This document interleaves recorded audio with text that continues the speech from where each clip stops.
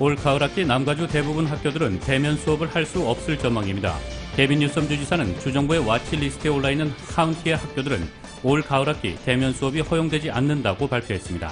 대면 수업이 허용되는 학교들의 경우 3학년 이상의 학생들과 교직원 전원이 마스크를 착용해야 합니다.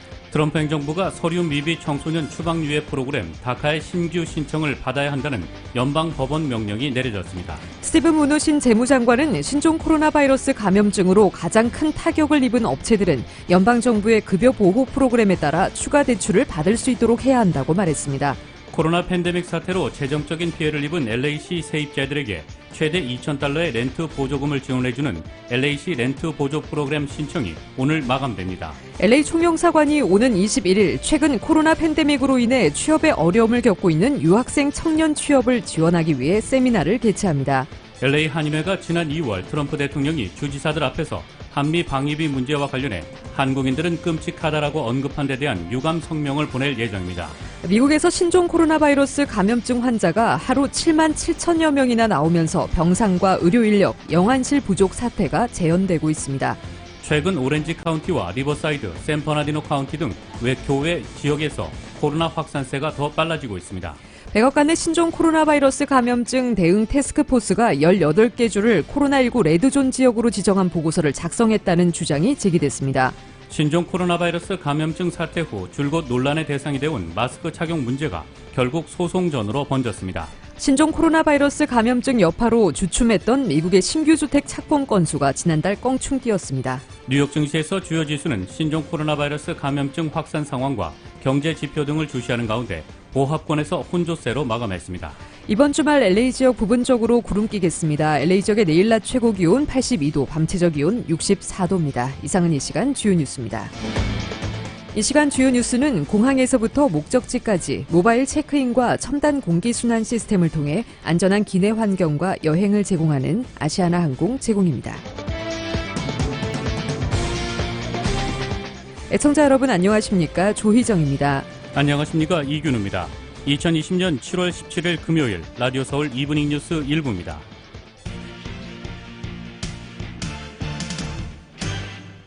일부 첫 소식 전해드리겠습니다.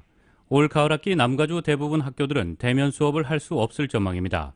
개빈 뉴섬 주지사는 주정부의 와치리스트에 올라있는 카운티의 학교들은 올 가을 학기 대면 수업이 허용되지 않는다고 발표했습니다. 정현호 기자입니다. 앞으로 2주 연속 주정부의 코로나 바이러스 와치리스트에서 빠져있는 카운티 내 학교들만이 올 가을 학기 대면 수업을 할 수 있다고 개빈 뉴섬 주지사가 밝혔습니다. 개빈 뉴섬 주지사는 17일 브리핑에서 코로나 바이러스 확진자가 적어 주정부의 감시 대상에 올라있지 않은 카운티에 속해 있는 학교라면 그때는 대면 수업을 진행할 수 있지만 이 조건에 부합되지 않는 교육부는 올가을 원격 수업을 진행해야 한다고 발표했습니다.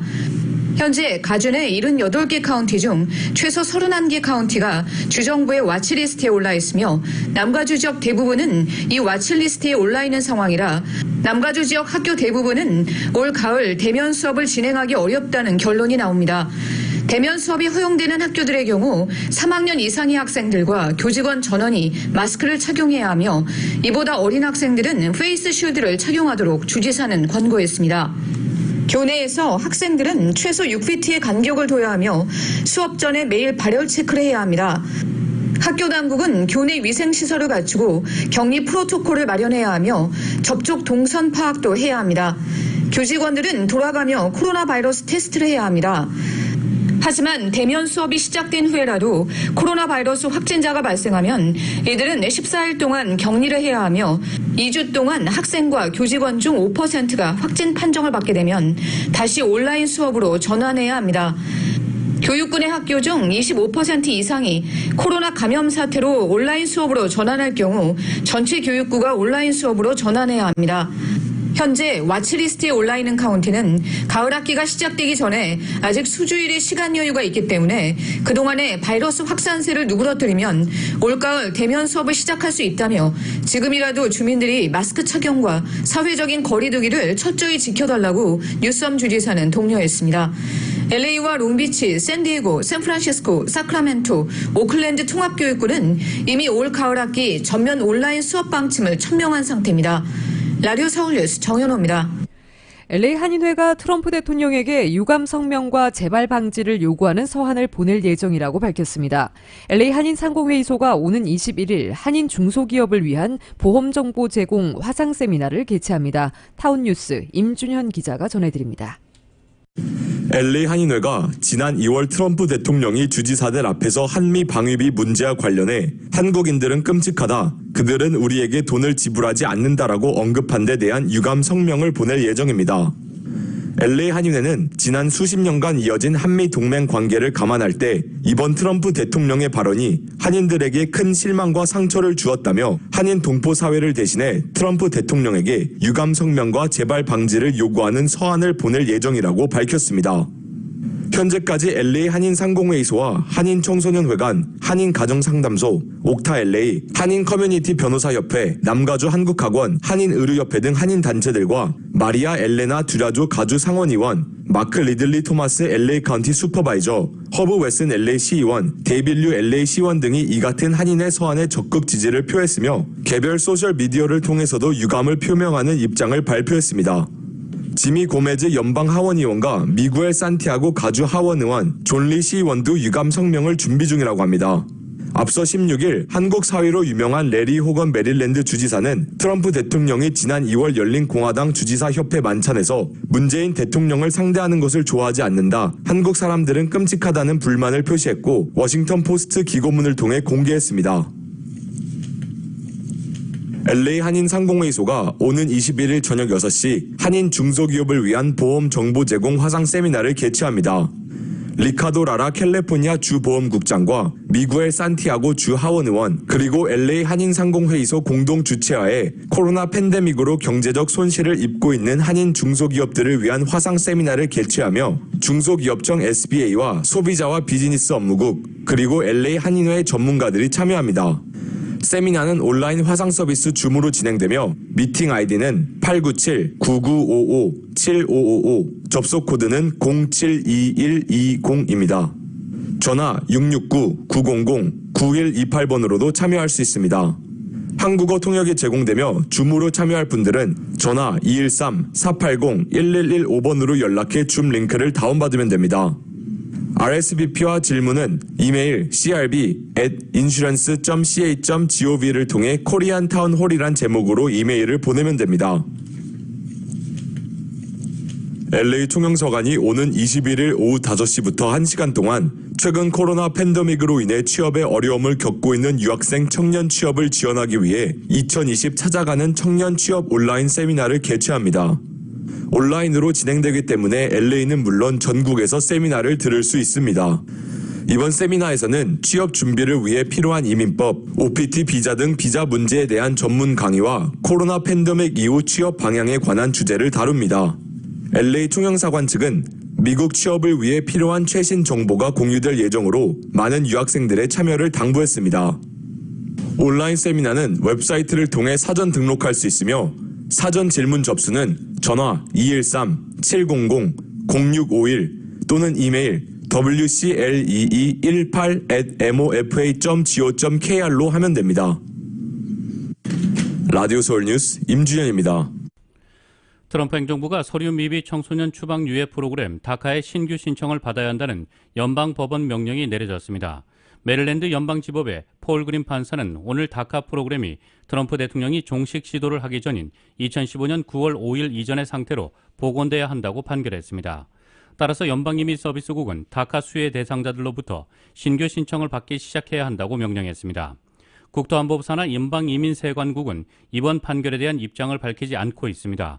지난달 연방대법원이 트럼프 행정부의 다카 종식 시도가 부당하다고 판결했음에도 연방이민서비스국은 현재 다카 신규 신청을 받지 않고 있는 상황입니다. 스티브 무누신 미 재무장관이 오늘 신종 코로나 바이러스 감염증으로 가장 큰 타격을 입은 업체들은 연방정부의 급여 보호 프로그램 PPP에 따라 2차 대출을 받을 수 있도록 해야 한다고 말했습니다. 무누신 장관은 이날 하원 중소기업위원회 청문회에서 자금 지원을 받은 기업이 일정 조건을 충족하면 대출을 탕감해주는 PPP는 연장돼야 하며 특히 식당과 호텔, 여행, 접객업 부문을 돕는 데 초점을 맞춰야 한다고 말했습니다. 중소기업 고용 유지를 위한 대출 제도인 PPP는 코로나19 대응을 위해 의회가 3월 말 통과시킨 2조 2천억 달러 규모의 경기 부양 패키지 가운데 하나입니다. 대출 형식이지만 사업장이 2달 동안 근로자의 급여 지급이나 임대료 등 지정된 지출 항목에 사용하면 보조금으로 전환돼 탕감 의무가 면제됩니다. 미 중소기업청은 PPP에 따라 약 500만 개 기업에 5,200억 달러의 자금을 지원했습니다. 이 프로그램에는 아직 약 1,400억 달러의 자금이 남아 있습니다. 문우신 장관은 PPP 대출을 받은 중소기업에 대해 자동적으로 대출을 탕감해주는 방안도 고려해야 한다고 말했습니다. 코로나 팬데믹 사태로 재정적인 피해를 입은 LA시 세입자들에게 최대 2,000달러의 렌트 보조금을 지원해주는 LA시 렌트 보조 프로그램 신청이 오늘 마감됩니다.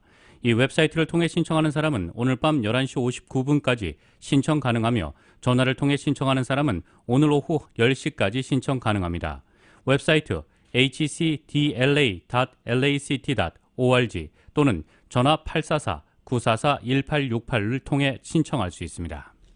올해 가주 변호사 시험이 오는 10월 원격 온라인 시험으로 치러집니다. 또 올해 변호사 시험은 커트라인이 낮아집니다. 대법원은 코로나19 팬데믹에 의해 많은 로스쿨 졸업생들이 경제적 또는 심리적 피해를 입었다고 판단해 이와 같은 결정을 내렸다라고 밝혔습니다.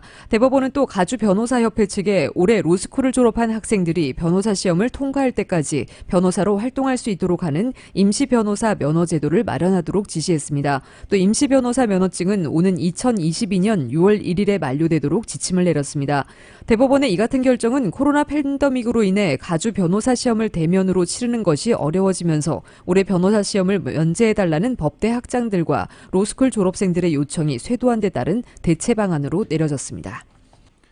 최근 오렌지 카운티와 리버사이드, 샌버나디노 카운티 등 교외 지역에서 코로나 확산세가 더 빨라지고 있습니다. 이들 지역에서 인구수 대비해 코로나19 확진자가 오히려 LA 카운티보다 많은 것으로 나타났습니다. 10만 명 거주자당 코로나 바이러스 확진자 수가 LA 카운티는 372명인 것에 반해 리버사이드 카운티는 391명, 오렌지 카운티는 399명, 샌버나디노 카운티는 408명을 기록했습니다. 팬데믹 초반 안일한 대처와 마스크 미착용, 너무 이른 비즈니스 재개 등으로 인해 코로나 바이러스 2차 확산을 대비하지 못했기 때문이 아니냐는 지적이 일고 있습니다. 남가주 호남향후의 현직 이사장이자 LA 평통 명예고문을 맡고 있는 한인 단체장이 자택에서 목을 매 숨진 채 발견돼 관련 단체 관계자들이 충격에 빠졌습니다. 호남향후회와 LA 평통 관계자들에 따르면 61세의 존 김, 한국명 김병준 남가주 호남향후회 이사장이 지난 14일 오후 다우니 지역 자택에서 숨진 채 발견된 것으로 전해졌습니다. 관계자들에 따르면 김 이사장은 자택에서 목을 맨 채 발견돼 스스로 목숨을 끊은 것으로 추정됩니다. 호남향후회와 평통 주변에 따르면 김 이사장은 남가주 호남향후회 이사장뿐 아니라 5.18 기념재단 LA의 이사장직도 맡아오는 등 활발한 활동을 펼쳐왔습니다. 김 이사장은 최근에는 천연소금을 활용한 살균성 VK 마스크를 설립해 마스크를 생산하는 비즈니스를 운영해왔으며 LA 평통과 함께 코로나19 사태로 어려움을 겪고 있는 의료기관이나 단체들의 마스크를 기증하는 활동을 활발히 펼쳐왔던 것으로 알려졌습니다. 김 이사장이 마스크 사업체가 운영에 어려움을 겪으면서 사업 부진을 비관해 스스로 목숨을 끊은 게 아니냐는 추정이 나오고 있습니다. 미주 한인회장협회 남문기 총회장이 지난 14일 종로구 광화문에 마련된 백선엽 장군 분향소를 찾아 조문하고 고인의 명복을 빌었습니다. 치료차 한국에 체류 중인 남 회장은 미국에서도 전현직 한인 회장들이 고인을 애도하고 있다고 보고를 받았으며 250만 미주 동포를 대표해 삼가 조의를 표하며 백선엽 장군은 한국 참 군인이자 표상이었으며 6.25 전쟁 당시 가장 치열했던 낙동강 전선, 다부동 전투에서 북한군 세계 사단의 집요한 공격을 막아낸 영웅이었다고 밝혔습니다. 미주 한인회장협회 정회원인 한인회장들은 각 지역마다 한인회가 주축이 돼 고인을 추모하고 있습니다. 신생항공사 에어프레미아가 지난 15일 미주 지역 동포 사회를 위해 코비드-19 방호복 300벌을 LA 카운티 병원에 기증했습니다. LA 카운티 전체의 코로나 바이러스 재확산으로 우려가 증폭되는 상황에서 코로나 최전방에서 열심히 뛰고 있는 LA 카운티 병원 의료진을 위해 15,000달러 상당의 코비드-19 방호복 300벌을 전달한 것입니다. 15일 LA 총영사관 입구 윌셔길에서 열린 전달식에는 박경재 LA 총영사와 마크 리들리 토마스 LA 카운티 슈퍼바이저, LA 상공회의소 강일한 회장, 병원 관계자들이 참석해 감사와 사랑을 나눴습니다. 미국 소식 전해드리겠습니다. 미국 내 신종 코로나 바이러스 감염증 신규 확진자가 어제 7만 7천 명 이상 발생해 또다시 일일 최다 확진 기록을 갈아치운 가운데 트럼프 대통령은 이를 외면하며 상황을 악화시키고 있다는 지적이 나오고 있습니다. 최근 계속되는 지지율 하락세와 맞물려 코로나19 위기 극복을 위한 리더십 실종 논란이 다시 도마 위에 오른 셈입니다. CNN에 따르면 트럼프 대통령의 터무니없는 진두지휘 거부가 팬데믹을 악화시키고 있다는 제목의 기사에서 트럼프 대통령이 대통령직과 정부의 전면적 권한을 세계 제2차 대전 이후 최악의 국내적 위협을 대처하는 데 쓰기를 거부하고 있다며 바이러스에 의해 하루하루가 황폐해지고 있는 상황에서 그의 거부는 더더욱 임무를 등한시하는 것이자 정치적으로 자멸적인 것으로 보인다고 비판했습니다. 트럼프 대통령은 비상사태에 적절한 방식으로 행동하기를 거부할 뿐 아니라 백악관의 앤서니 파우치 국립알레르기 전염병 연구소 소장을 망신주기 작전을 관장하는 일에서부터 마스크 착용을 권장하는 지역 당국자들의 노력을 약화시키는 일에 이르기까지 미국에서 가장 센 발언권을 오히려 상황을 더 악화시키는 쪽으로 활용하고 있다는 것입니다.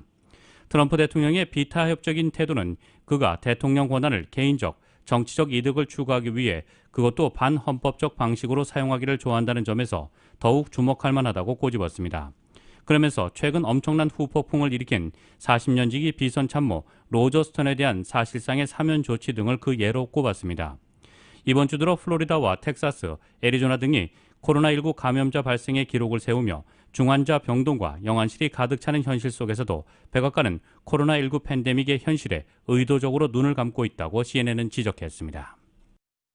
백악관의 신종 코로나 바이러스 감염증 대응 태스크포스가 18개 주를 코로나19 레드존으로 지정한 보고서를 작성했다는 주장이 제기됐습니다. 워싱턴 DC 비영리 탐사보도 시민단체인 공공청렴센터 CPI는 오늘 359쪽 분량의 백악관 태스크포스 비공개 보고서를 입수했다며 이같이 밝혔습니다. 이 단체에 따르면 지난 14일자로 작성된 이 보고서는 엘라베마, 아칸소, 애리조나, 캘리포니아, 플로리다, 조지아, 아이오와, 아이다호, 캔자스와 루이지애나, 미시시피, 노스캐롤라이나, 네바다와 오클라호마, 사우스캐롤라이나와 테네시, 텍사스, 유타 등 18개 주를 코로나19 레드존으로 지정했습니다. 레드존은 지난 일주일 동안 인구 10만 명당 평균 100명 이상의 신규 확진자가 발생한 지역을 말합니다. 보고서는 또 코로나19 진단 결과 10% 이상의 확진율이 나온 지역은 엘라베마, 플로리다, 조지아, 아이다호, 루이지애나와 미시시피, 노스캐롤라이나, 네바다, 사우스캐롤라이나, 텍사스, 워싱턴 등 11개 주라고 밝혔습니다. 보고서는 레드존 지역에 대해 마스크 착용과 사회적 거리두기, 술집과 체육관 폐쇄, 10명 이하로 모임 제한 등 사실상의 봉쇄령 부활을 권고했습니다.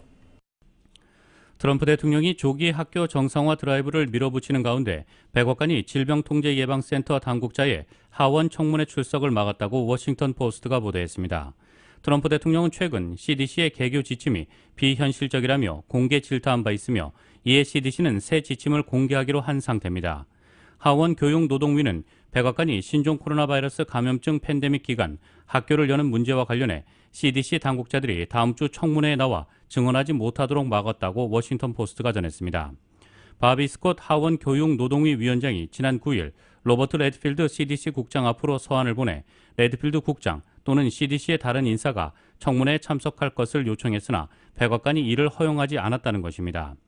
CDC는 트럼프 대통령의 공개 지적을 받은 뒤 학교 정상화에 대한 새 지침을 이번 주 안으로 마련할 것으로 예상됐으나 레드필드 국장이 이달 말까지 그 발표를 늦춘 상태입니다. 스콧 위원장은 성명에서 트럼프 행정부가 CDC의 전문 지식과 지침이 학생과 부모, 교육가들의 건강과 안전에 중차대한 이 시점에 CDC의 위원회 출석을 막는 것은 우려스럽다며 이러한 투명성 부족은 오는 가을 학기 학교를 다시 여는 문제에 관한 어려운 결정에 직면한 전국의 많은 지역사회에 심대한 해를 끼치는 일이라고 비판했습니다.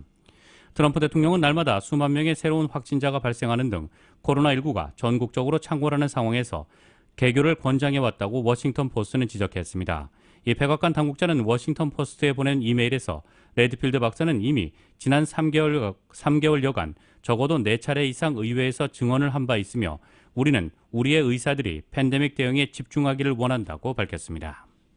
미국에서는 코로나19 확산세가 꺾이지 않으면서 올 가을학기 등교 여부를 둘러싼 논쟁이 가열되고 있습니다. 등교 재개가 경제 정상화와 직결돼 있다고 보는 트럼프 대통령은 경제적 인센티브 방안까지 검토하고 있지만 우려의 목소리도 여전합니다. YTN의 보도입니다. 코로나19 확산세에도 트럼프 대통령은 가을학기 등교를 강하게 밀어붙이고 있습니다. 학교들이 문을 안 열면 경기 회복에도 차질을 빚을 수 있다는 건데 재선을 위한 전략으로 풀이됩니다. So we're very much going to put pressure on governors and everybody else to open the schools, to get them open. And it's very important. It's very important for our country. It's very important for the well-being of the student and the parents.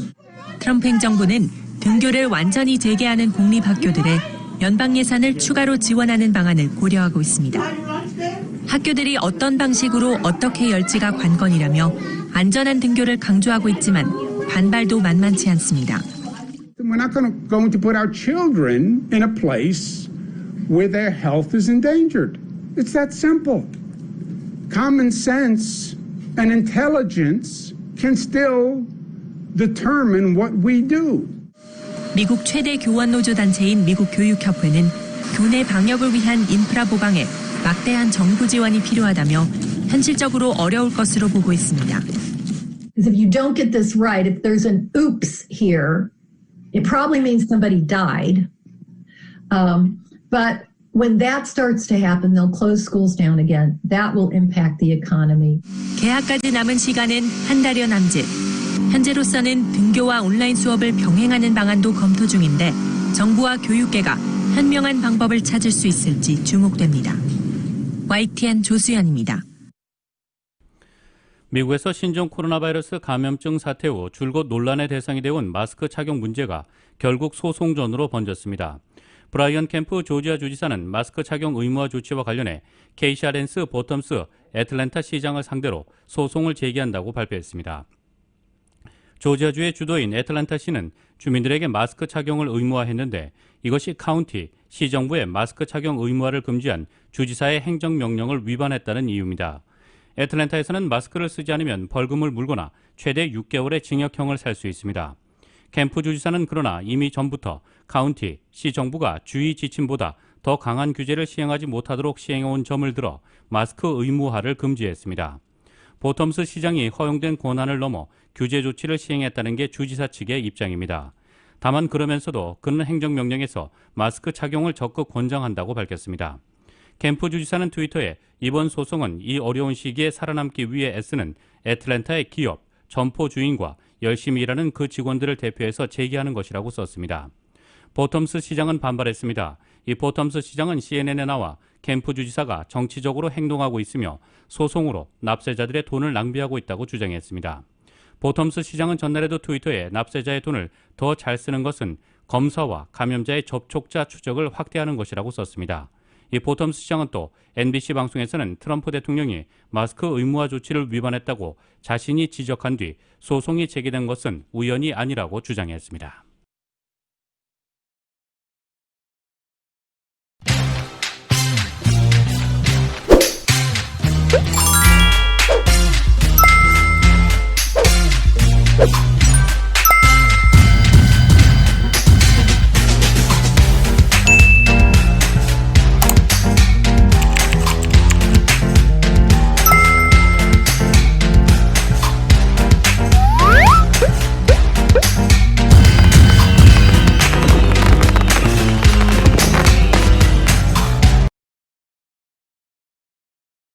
한국 소식 전해드리겠습니다. 고 박원순 전 시장의 성추행 의혹을 고발한 피해자에 대한 2차 가해가 이어지는 상황에서 대학가와 SNS를 중심으로 피해자를 지지하는 움직임이 이어지고 있습니다. 전문가들은 이런 움직임 덕분에 성범죄 피해자들이 그동안 말하지 못했던 피해를 고백하는 사례도 많아지고 있다고 평가하고 있습니다. YTN의 보도입니다. 서울대학교 중앙도서관 앞 게시판. 당신은 잘못이 없다는 게시글 주위로 색색의 메모지가 가득합니다. 지난 13일 한 학생이 고 박원순 전 시장의 성추행 의혹을 고발한 피해자를 지지하기 위해 대자보를 붙인 겁니다. 학생들이 붙인 메모지 30여 장에는 사건의 진상이 철저히 규명돼야 하고 피해자와 연대하겠다는 내용이 적혀 있습니다. 피해자를 두고 왜 이제야 고소했느냐, 다른 의도가 있는 건 아니냐며 2차 가해도 쏟아지는 상황. 학생들은 섣불리 피해자를 비난하는 분위기가 이들을 숨어버리게 한다고 비판합니다. 여전히 확실히 이제 좀 피해자를 의심하는 태도, 뭔가 그 사람이 거짓된 말을 하고 있을 수 있다, 이런 측면들이 많이 있는 것 같고요. 피해자가 처했던 상황에 대한 조금 공감이 부족했다고 생각이 들어요. 그 사람은 4년이나 지나서 그런 식으로 했느냐라고 말하는 건 옳지 않다고 생각해요. 연세대 등 다른 대학가에서도 피해자를 지지하는 대자보가 잇따라 붙었습니다. 피해를 고백하기 어려운 상황에서 용기 낸 것을 높이 평가하는 분위기입니다. 또 이제 박원순 시장의 이제 지위가 또 어마하니까 그 바로 비서인데 어떻게 이렇게 밝힐 수 있겠어요. 그건 진짜 큰 용기라고 생각을 하고 있습니다. SNS에서도 해시태그와 성범죄 피해자들의 책을 읽고 올리는 독서 인증을 통해 연대 움직임이 계속되고 있습니다. 여성단체는 사건 이후로 성폭력 상담 신고가 2배 가까이 늘었다며 숨어있는 피해자들이 용기를 낼 수 있는 분위기가 중요하다고 지적합니다. 피해 사실을 이야기하는 것이 세상을 바꾼다라는 지지자들이 더 많을수록 피해자들이 나도 한번 이야기해보자라는 이제 마음의 힘을 가지는 것이기 때문에 피해자에 대한 섣부른 판단과 비난이 자칫 더 많은 피해자의 고백을 가로막는 상황. 이들에 대한 배려와 공감이 필요해 보입니다. YTN 손유정입니다. 4월 총선에서 무려 180석을 얻으며 한국 정치사에 큰 획을 그은 민주당이 지난 석 달간 수많은 악재가 쌓이면서 크게 흔들리고 있습니다. 석 달 전에는 맘만 먹으면 뭐든 할 수 있는 분위기였지만 부동산 문제와 고 박원순 시장 의혹 등을 거치면서 현재는 국민 신뢰를 얻기 힘든 쪽으로 흘러가고 있습니다. 지지율도 총선 직후보다 10% 정도가 빠졌습니다. YTN의 보도입니다. 불과 석 달 전만 해도 민주당은 맘만 먹으면 뭐든 할 수 있다는 분위기였습니다. 이때 나온 게 바로 이른바 열린우리당 트라우마였습니다. 열린우리당의 그 아픔을 우리는 깊이 반성을 해야 합니다. 그런 걸 잘 반성을 해서 우리한테 맡겨진 소임이 소중한 만큼 우리도 여러 가지를 깊이 생각하면서 오만해선 안 된다는 우려는 곧 현실로 나타나기 시작했습니다. 당선 이후 양정숙 의원의 정수장학회 활동 사실과 부동산 투기 의혹이 나오면서 총선 후보 부실 검증 문제가 터졌고, 연이어 윤미향 의원의 일본군 위안부 피해자 후원금과 지원금 의혹 등이 제기되면서 큰 홍역을 치렀습니다. 인천국제공항공사 정규직화 논란 때는 민주당으로서는 뼈아픈 공정가치 논란에 휩싸이면서 다시 한번 조국 사태에 대한 기억이 소환되기도 했습니다. 여기에 총선 전 코로나 위기에 가려졌던 부동산 문제가 본격적으로 수면 위로 떠오르자 뭐든 할 수 있을 것 같았던 집권 여당의 입지는 본격적으로 흔들리기 시작했습니다. 부동산 정책이 다 작동하고 있다는 김현미 국토부 장관의 국회 발언 때 정점을 찍었습니다. 잘 가고 있습니까? 작동하고 있다고 봅니다. 작동한다는 게 무슨 뜻이에요? 모든 정책들이 저희들이 발표를 했지만 어떤 것들은 시행된 게 있고 어떤 것들은 아직 시행되지 않는 상태에 있기 때문에요. 고 박원순 시장에 대한 서울특별시장 결정에 대한 반대 여론과 2차 피해 확산 이후 나온 이희찬 대표의 사과는 뒷북 논란만 키웠습니다. 아울러 피해 호세인께서 겪으시는 고통에 깊은 위로의 말씀을 드리며 이런 상황에 대해 민주당 대표로서 다시 한번 통절한 사과의 말씀을 드립니다. 게다가 1987년 개헌 이래 최악의 늑장 개헌은 궁극적으로 집권 여당에 더 큰 부담이 되었습니다. 이딴 악재의 영향은 지지율로 고스란히 나타났습니다. 최근 여론조사에서 민주당 지지도가 30% 중반으로 주저앉으며 통합당과 오차범위 내로 좁혀졌습니다. 그렇게 해도 집값 안 떨어질 거다. 진성준 의원의 이른바 1분 진실 발언과 이유 해명은 민주당의 현 주소를 그대로 보여주고 있습니다. 석 달 전만 해도 뭐든 할 수 있을 것 같았던 180석 거대 여당은 뭘 해도 쉽게 믿지 못하는 상황으로 가고 있습니다. YTN 이동입니다. 검찰개혁이 최우선 과제라고 늘 강조해온 추미애 법무부 장관이 최근 언론 보도를 문제 삼는 SNS 글을 잇따라 올리고 있습니다. 언론에 대한 불신의 표출이기도 하지만 검찰 인사를 앞두고 내부에 던지는 메시지란 분석도 나오고 있습니다. YTN입니다. 지난 15일 추미애 장관이 SNS에 올린 글입니다. 사상 두 번째 수사지휘권 발동으로 인한 윤석열 총장과의 갈등 국면에서 이어졌던 언론 보도 행태를 조목조목 비판했습니다. 그러면서 자신이 여성 장관이란 점을 근거로 관음증 보도라고 규정하기도 했습니다. 표준 국어 대사전은 관음증을 변태 성욕의 하나라고 풀이합니다. 처음 글만 놓고 보면 이른바 산사 휴가 중에 뒷모습을 찍은 사진과 관련한 일부 보도를 비꼰 것으로 해석할 수도 있습니다. 하지만 여기서 그치지 않았습니다. 다음 날엔 진보신문도 관음증 보도에 힘을 보내고 있고 역시나 법조 출입 기자라며 절독해야 한다고 적었습니다. 특정 보도를 이유로 한 비판과 반박을 넘어 법조 기자단 전체에 대한 노골적인 비하와 공격으로 해석될 수 있는 대목입니다. 추 장관은 청와대 선거개입 의혹 수사 당시 노무현 정부 때 도입한 공소장 공개 관행을 없애며 검찰과 함께 언론에도 강한 불신을 드러내기도 했습니다. 다만 여당 대표까지 지낸 오선 의원 출신의 이력과 내공을 고려하면 단순한 감정적 대응은 아니란 분석도 나옵니다. 검찰 내부에 던지는 메시지의 성격도 강하다는 건데 코앞으로 닥친 검찰 인사를 대비해 언론 플레이 등을 막기 위한 군기잡기용이란 해석입니다. 검찰의 꽃으로 불리는 검사장 자리 가운데 6석이 공석으로 검사장 중 옷을 벗는 사람이 없더라도 최소 6명은 승진이 가능한 상황입니다. 검사장 승진 대상이 많을수록 차장이나 부장급, 간부급 인사폭도 커질 수 있습니다. 취임 직후 검찰총장과 사전 협의 없이 이른바 윤석열 라인 배제 인사를 단행한 추 장관이 또 한 번 대대적인 검찰 지휘부 물갈이를 시도할 수 있다는 얘기입니다. 물론 검찰과 언론을 겨냥한 강도 높은 비난이 중량감 있는 정치인 출신 장관의 전략이라고 볼 수도 있습니다. 다만 정치인과 정무직 장관은 본질이 다른 만큼 내뱉은 발언이 부메랑으로 돌아갈 수 있다는 지적도 근거 없는 비판으로 치부하긴 어려워 보입니다. YTN 이종원입니다. 헬스 에브리데이.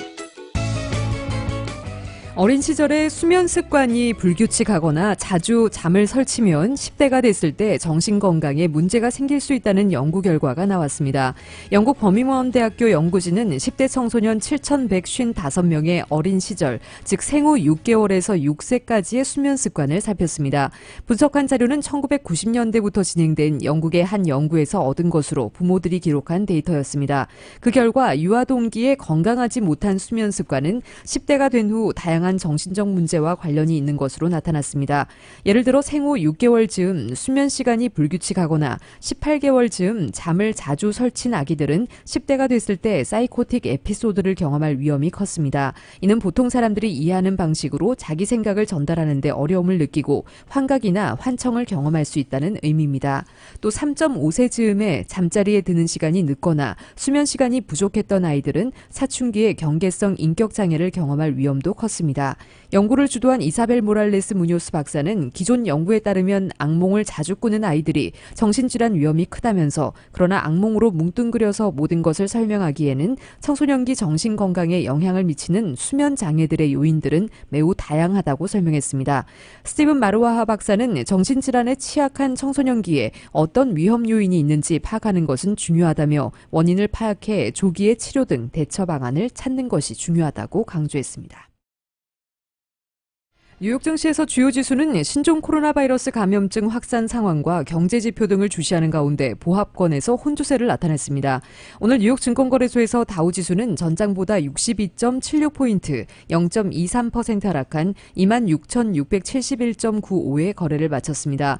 S&P 500 지수는 전장보다 9.16포인트, 0.28% 상승한 3,224.73에, 기술주 중심의 나스닥 지수는 29.36포인트, 0.28% 오른 1,503.19에 장을 마감했습니다. 다우지수는 이번 주 2.29% 올랐습니다. S&P 500 지수는 1.25% 상승했지만 나스닥은 1.08% 내렸습니다. 시장은 주요 코로나19 확산 상황과 주요 경제 지표 및 기업 실적, 각국의 부양책 논의 등을 주시했습니다. 뚜렷한 재료가 부각되지 않은 가운데 다양한 요인이 혼재되면서 주요 지수는 장중 내내 제한적 움직임을 보였습니다.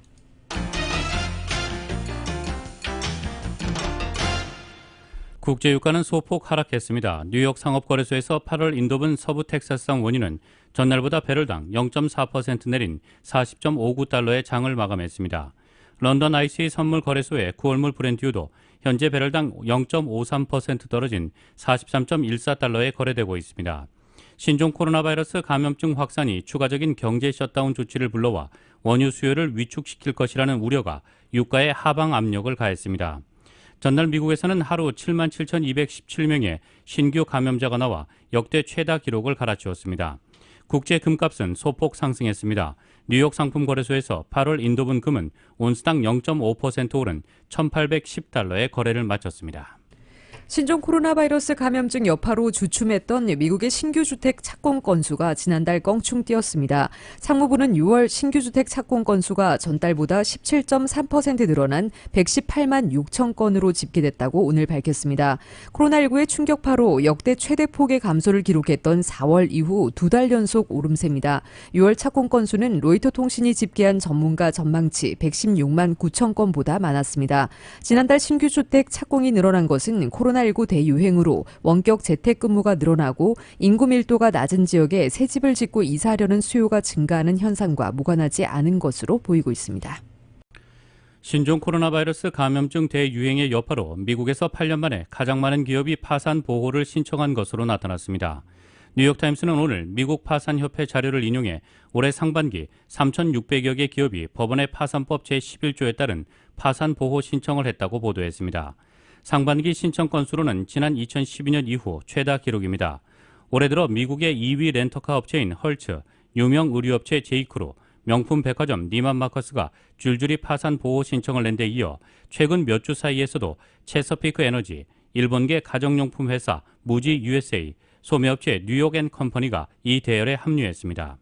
다만 지난달에는 경제 안정화를 위한 연방정부의 각종 지원 프로그램, 각 기업의 회사채 발행과 대출 확대 등에 힘입어 파산 보호 신청 건수가 줄었다고 뉴욕타임스는 전했습니다.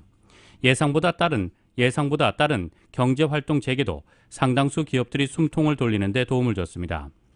그러나 지난달 말부터 코로나19 감염이 다시 크게 늘어나고 있어 기업들의 파산 보호 신청도 함께 늘어날 수 있다고 신문은 전망하고 있습니다.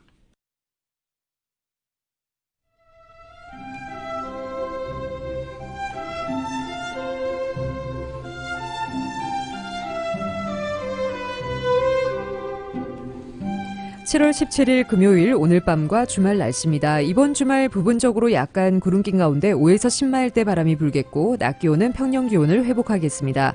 LA 한인타운의 내일 낮 최고 기온 84도, 밤 최저 기온 64도입니다.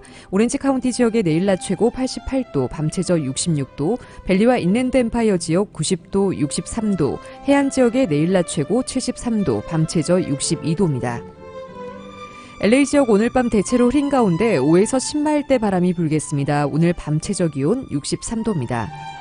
한국은 오늘 내륙 지방은 무더위가 계속되겠습니다. 서울의 오늘 낮 최고 기온 화씨 86도, 밤 최저 기온 화씨 71도입니다.